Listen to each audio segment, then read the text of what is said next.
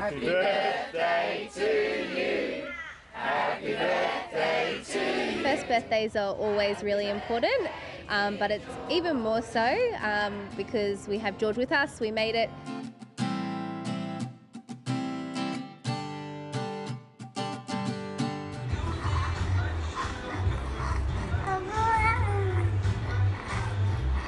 Sounded like he was snoring, so we went to bed having a bit of a giggle that it sounded like George was snoring, and then found out the next day it escalated pretty bad.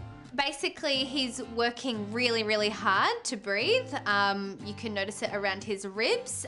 He's really sucking in and very pale and sweaty, like working really hard to breathe normally. Early February, we went down to Queensland Children's Hospital. It was difficult to try and figure out his diagnosis, and it wasn't until he went for the CT scan that they figured out that he actually had the pulmonary artery sling. So his main artery was wrapped around his trachea. The biggest problem is that it will squeeze the food pipe and the windpipe, and it's when you compress the windpipe or the airway that you result in a lot of breathing difficulties. The decision then was made to have surgery and relocate his main artery.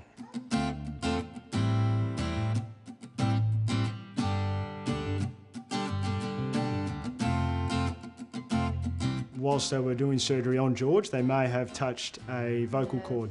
So they may have touched a nerve which links to his vocal cord, which has given him vocal cord paralysis. It's very small and it's what we call tiger country. You got a lot of very critically important structures around that you can't afford to injure. The vocal cords basically are, one of the main functions really is to close off when you're swallowing, so all the food and water that you swallow don't go into the lungs but actually go into the stomach. That can cause a very nasty pneumonia. It's when you have these newborn babies that are very sick in the post-operative period and they're very drowsy, they may not cough, and they're the ones that you can get life-threatening problems. At the moment, what it does mean is that he has to feed on his side. How's the young man doing? He's doing very well, thank you. Really good. And we've got a big study going now. They're teaching the families and they're getting a lot more information than you used to get.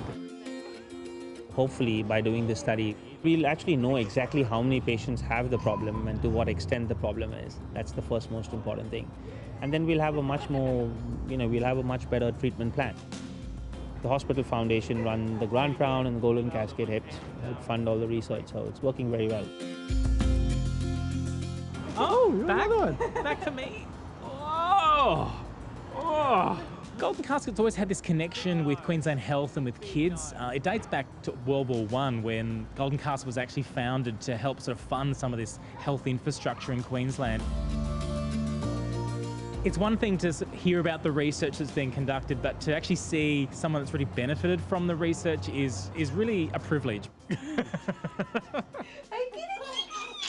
It's been 6 months since his surgery and he's recovering really, really well. He's just your ordinary little boy reaching all of his milestones and he's just beautiful, but we're a little bit biased. Oh, that's nice.